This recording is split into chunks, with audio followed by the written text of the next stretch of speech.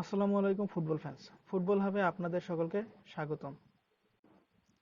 English premier লিগে আজ যেন রীতিমতো গোলবন্যায় মেতেছিল লিভারপুল। বোর্নমাউথকে ৯-০ গোলে উড়িয়ে দিয়েছে তারা।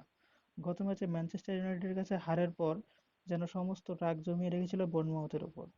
আর সেই আগুনে পুড়ে গেল বোর্নমাউথ। রীতিমতো ৯টি গোলে বিধ্বস্ত করেছে তারা। লুইস দিয়াস এবং রবার্তো ফিরমিনো জোড়া গোল করেছেন।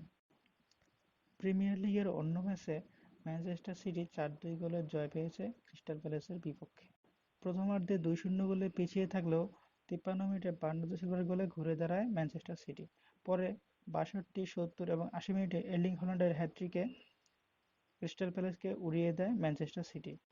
প্রিমিয়ার লিগে প্রথম হ্যাটট্রিক করার পর আর্লিং হাল্যান্ড যেন একটা বার্তা দিয়ে রাখলেন। এদিনও জয় পেয়েছে ম্যানচেস্টার ইউনাইটেড। গত ম্যাচে লিভারপুলকে ২-১ গোলে হারানোর পর আজ ১-০ গোলে সাউদাম্পটনকে হারিয়েছে তারা।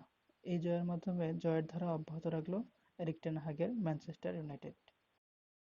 অন্য ম্যাচে জয়ের দেখা পেয়েছে চেলসি। লেস্টার সিটিকে তারা ২-১ গোলে হারিয়ে দিয়েছে।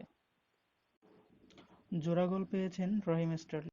আগের ম্যাচে লিডস ইউনাইটেডের কাছে ৩-০ গোলে বিধ্বস্ত হওয়ার পর যেন স্বস্তির এক জয় পেল চেলসি। এখন এ পর্যন্তই।